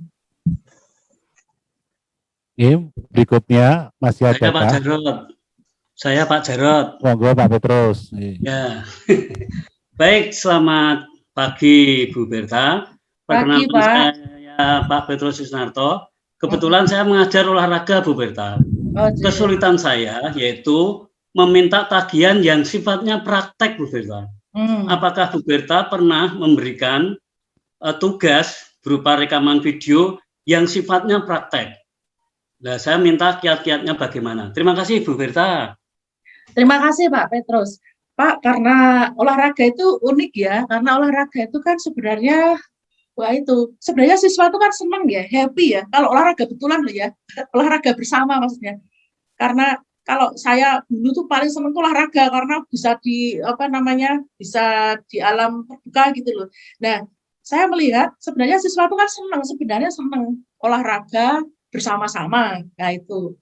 Pokoknya orang pelajaran di kelas itu kan kayaknya seneng ya, betul nggak sih? Tetapi bahwa kondisi sekarang ada penugasan yang bentuknya adalah praktek. Pak, saya punya tips, tetapi karena saya bidangnya manajemen dan tugas saya itu adalah berkaitan dengan membuat produk, Pak. Jadi membuat produk baru, memang saya itu ada mahasiswa semester 4 itu tugas akhirnya adalah membuat produk baru, betul-betul baru. Tetapi dalam bentuk prototipe saja. Misalkan begini, dia harus membuat sesuatu, tetapi dia harus membrowsing bahwa produk itu betul-betul new for the world, ya. Artinya dia harus cek bahwa produk itu tidak ada. Nah, itu hanya saya butuh merangsang dia untuk melakukan ide-ide liar, ya. Nah, saya punya channel channel YouTube, ya, YouTube untuk kelas pemasaran. Jadi saya meminta dia untuk memasukkan di-upload di channel tersebut. Terus saya bilang, silakan kamu bisa mengupload juga di media sosialmu, agar tugasmu itu juga bisa diketahui yang lain, dan kamu punya Pak, kan siswa itu kan suka dipuji ya, dikasih jempol, kemudian diperhatikan temannya dan seterusnya. Jadi pengumpulan tugasnya itu memang di cyber kami, Super Cyber itu ada tempat pengumpulan tugas, Pak. Tapi untuk tugas tertentu saya minta di sosmed mereka. Jadi saya minta di YouTube, saya minta di di IG mereka dan seterusnya. Jadi terus nanti dia kasih URL-nya, Pak. Itu tips, mungkin nggak tahu bisa membantu atau enggak, tapi paling tidak bahwa siswa itu apa yang dia lakukan itu dia akan hati-hati, Pak. Karena saya bilang gini, kamu membuat produk baru, hati-hati ya, produk barumu itu jangan sampai mereknya itu sama, karena kamu bisa kena copyright ya. Lagu yang harus ditampilkan jangan sampai lagu yang itu lagu yang panjang itu nanti kena copyright mereka, Pak. Jadi dia harus sepenggal lagu, atau malah kalau perlu dia menciptakan iringan musik sendiri, karena ketika sudah di sosmed itu kan sesuatu yang sangat terbuka ya, dan bisa dilihat orang, bisa dicek dan seterusnya. Sehingga saya bilang hati-hati sekali pada saat kamu membuat tugas ini, karena akan dilihat oleh sekian orang yang nanti siapa tahu punya sesuatu yang kurang baik terhadap kamu. Saya bilang gitu. Sehingga mereka hati-hati melakukannya. Kemudian itu tadi saya membuat channel YouTube khusus untuk mata kuliah itu. Kemudian mereka juga boleh langsung di di sosmed. Kemudian saya dikasih untuk lihat di tag gitu, Pak. Bu, nanti Ibu saya tag ya, saya bisa lihat. Oke, gitu. Gitu, Pak. Mungkin harus melihat ini, Pak, style mereka itu sukanya di platform apa begitu. Ya, terima kasih, Bu. Sama-sama, Pak. Monggo, saya Pak Jarod. Satu pertanyaan lagi ya. Saya Pak Jarod. Monggo Pak Wisnu. Ya, salam kenal Bu Berta. Salam kenal juga, Pak. Saya Pak Wisnu, guru BK, begitu, memang saya sebenarnya menjanjikan sama orang tua murid ini akan saya bawa dalam rapat begitu. Mungkin Bu Birta bisa kasih kiat atau mungkin nanti Pak Jarod juga bisa menambahkan karena memang ini dalam kondisi yang tidak normal. Artinya kita karena ini berbicara tentang daring begitu ya. Yang dikeluhkan orang tua itu lebih kepada anaknya itu pinter, anaknya itu belajar serius. Tetapi faktanya ulangan atau tugas-tugas itu kalah sama teman-temannya. Dan orang tua ini setengahnya agak marah. Kenapa sekolah tidak mengaktifkan istilahnya webcam atau apa itu pada waktu entah itu PTS atau apa gitu. Sampai tempo hari saya kasih nomornya Pak Rudi sebagai waka begitu, tetapi saya janjikan ya nanti akan kami sampaikan dalam diskusi orang tua. Maka memang berbeda Ibu ketika SMA itu kita sedikit membekali dengan karakteristik kejujuran ya Ibu ya. Maka kalau di perguruan tinggi mungkin Bu Birta bisa kasih kiat bagaimana menanamkan anak atau mahasiswa itu dalam proses entah itu tes, UAS atau apapun itu akhirnya jujur. Karena kemudian ini juga dia katakan, Pak, ini anak saya lulus loh Pak, tetapi ada adiknya lagi yang sekarang kelas 10. Takut saya kejadian-kejadian itu seperti kakaknya, rankingnya kok drop sekali antara pelajaran luring dan daring. Itu aja. Itu Bu Birta, jadi yang pernah dikeluhkan orang tua kepada saya, maka mungkin Bu Birta bisa kasih kiat atau mungkin ini permasalahan memang umum ya sebenarnya ya, umum dimanapun, tetapi ketika saya jawab pada orang tua itu kelihatannya juga tidak memuaskan. Jadi begitu saja, terima kasih Bu. Terima kasih Pak Wisnu. Pak Jarod dulu, monggo Pak Jarod. Adik dulu. Oh, oke. Baik. Nanti saya kualat nanti. Baik Pak Wisnu, terkait dengan kejujuran Pak, wah itu saya mengalami banyak hal untuk itu ya Pak ya, bahwa gini Pak, jadi sejak di awal pada saat menjelaskan di silabus ya, silabus di awal, saya selalu bilang ke mereka, jadi ini ada tugas kelompok. Di kelas ini saya akan milih satu orang jadi komting. Komting ini statusnya jadi polisi, saya bilang gitu. Nah, polisi itu adalah tempat untuk kalian berkoordinasi. Karena saya orangnya males Pak, kalau misalkan mereka pada WA-an, Bu, tugas ini gimana, saya nggak mau. Jadi saya bilang gini, saya akan pilih satu mahasiswa di sini, boleh volunteer, boleh saya tunjuk. Saya bilang gitu di awal pertemuan pertama. Saya bilang satu orang ini jadi polisi. Polisinya adalah dia mengatur semua komunikasi di kelas. Jadi kalau ada apa-apa, saya salahkan komting loh ya, saya bilang gitu. Tapi komting, kamu punya nilai plus, bahwa kamu punya leadership, bahwa kamu punya, kalau itu volunteer saya beri apresiasi lebih, bahwa kamu punya niat untuk bisa membuat kelas kita itu atmosfernya bagus. Tugas saya apa Bu? Satu, kamu harus membuat komunikasi. Kalau saya WA apa, sharing apa, kamu harus sharing ke siswa yang lain. Jangan sampai ada miskomunikasi atau jangan sampai ada mampet komunikasi yang ada. Oke Bu. 2, semua tugas harus diinfokan ke kamu. Waduh Bu, dia bilang gitu. Maksudnya Bu, jadi misalkan begini Pak, karena saya di mata kuliah marketing itu saya ada misalkan gini, silahkan menganalisis satu perusahaan untuk dilihat visi misinya, kemudian untuk dilihat strategi pemasarannya. Nah, komting itu bertugas untuk satu, mendapat laporan dari kelompok perusahaan apa yang akan diteliti.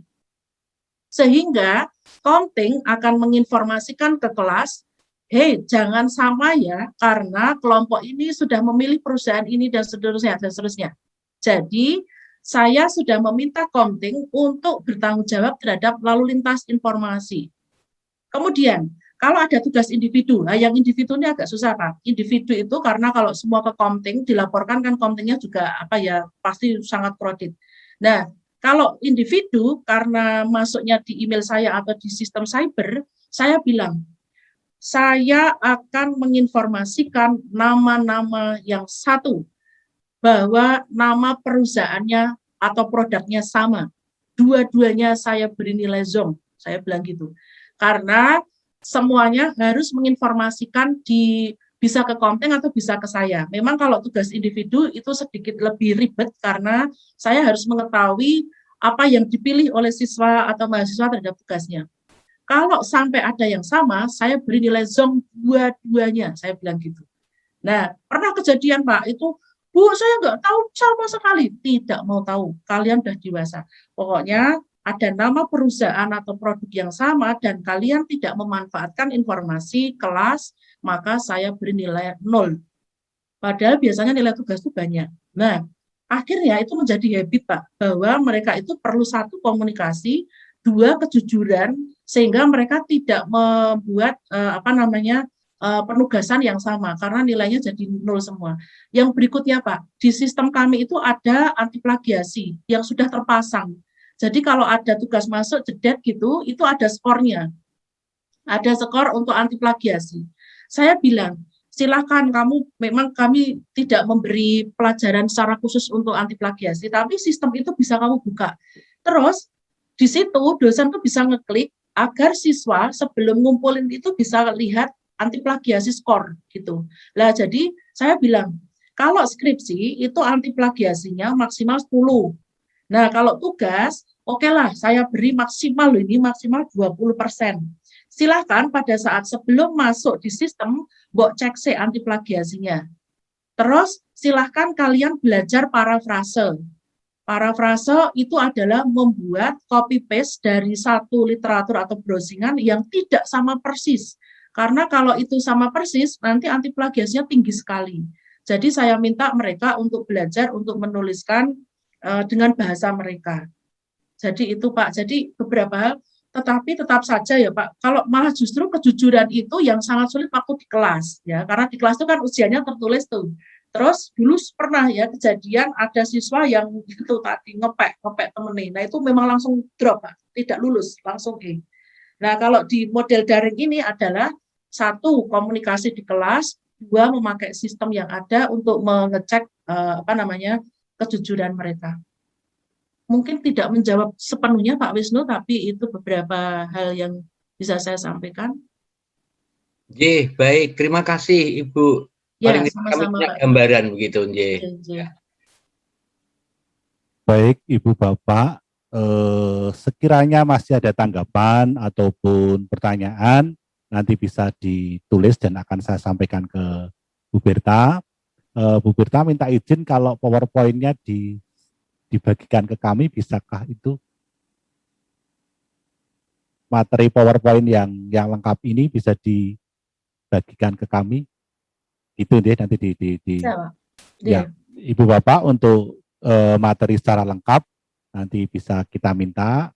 Nah, kemudian tadi juga ada share link untuk kita melihat lebih jauh mengenai hasil refleksi pelaksanaan pembelajaran daring dari Bapak Ibu dosen Unika, itu juga bisa menjadi bahan refleksi buat kita. Terima kasih atas informasi itu dan dibolehkannya kami menengok link itu nantinya. Akhirnya ini hanya soal waktu yang membatasi kita karena kita terbatas pada agenda yang sudah kita susun, maka ya bagaimanapun juga karena saya kepala sekolah mengucapkan terima kasih kepada Bu Berta yang sudah berkenan meluangkan waktu untuk berdiskusi bersama kami para guru pada siang hari ini. Kami berharap ada momen-momen lain, ada kesempatan-kesempatan lain, baik itu dalam bentuk virtual maupun dalam bentuk luring, baik itu dalam bentuk formal maupun informal, diskusi-diskusi semacam ini sangat kita butuhkan dan ini kami mengharapkan dari Bu Berta dan juga teman-teman dari Unika itu ya, dari dalam hal ini kami akan menjalin relasi lebih lanjut lewat Bapak Rektor nantinya supaya diskusi-diskusi semacam ini menjadi tradisi, menjadi habit kita, supaya itu mungkin kalau dikatakan saling memperkaya ya enggak, tapi paling enggak kami boleh belajar banyak dari kakak gitu ya, dari kakak perguruan tinggi. Begitu Bu Berta, terima kasih, sampaikan salam hormat kami kepada Dekan FIB yang sudah mengizinkan Bu Berta untuk hadir di pertemuan ini. Hanya itu tok loh, terima kasih tok loh ya. Terima kasih Pak Jarod, terima kasih Bapak Ibu semua. Semoga SMA Sedes semakin maju, semakin berkembang, karena SMA Sedes itu menjadi tumpuan kami juga ya. Semoga kerjasama kita selalu terjalin dengan baik.